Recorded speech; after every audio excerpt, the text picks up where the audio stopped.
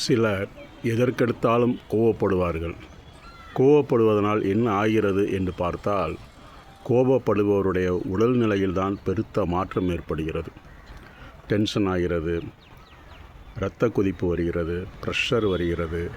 அது மட்டுமல்ல, கோபப்படுபவர் தன் எதிரில் இருப்பவரையும் ஒரு சிக்கலான சூழலுக்கு ஆக்கிவிடுகிறார். தான் அது உடல்நிலை கெட்டது மட்டுமல்ல, எதிரில் இருப்பவருடைய மனநிலையையும் அவர் கெடுத்து விடுகிறார். இதனால்தான் திருவள்ளுவர் சினம் என்னும் சேர்ந்தாரை கொல்லி என்று சொல்லியிருப்பார் போலும். சினம் என்பது அது சேர்ந்தவரை மட்டுமல்ல, அவர் உடன் இருப்பவரையும் சேர்த்து கொள்ளக்கூடிய ஒரு நோய் என்று அவர் கூறியிருக்கிறார். இதே கருத்தை ஒரு பாடலிலே, ஒரு சரணத்திலே வைத்திருப்பார்கள்.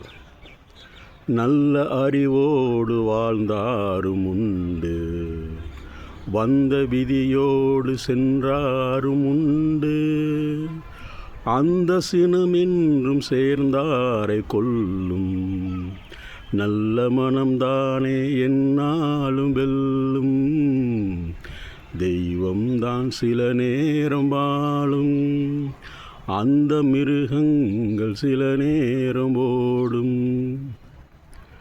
மனதிற்குள்ளே சில நேரம் தெய்வங்கள் வாழ்கிறது, சில நேரம் மிருகங்களும் குடியிருக்கிறது. நல்ல மனம் வரும்பொழுது அந்த மிருகங்கள் ஓடிவிடுகிறது என்பதை அந்த பாடலிலே, இது நீரோடு செல்கின்ற ஓடம், அந்த பாடலுடைய ஆரம்ப வரி அதுதான். ஜஸ்டிஸ் விஸ்வநாதன் என்ற ஒரு படம் 1971 வெளிவந்தது. கோபம் கொள்பவர்கள் தன்னை மட்டுமல்ல, தன் எதிரில் இருப்பவர்களையும் ஒரு டென்ஷனான சிக்கலான சூழலுக்கு ஆக்கி விடுகிறார்கள் என்பதை அறிந்து நாமும் கோபப்படுவதை குறைத்து கொள்வோமே.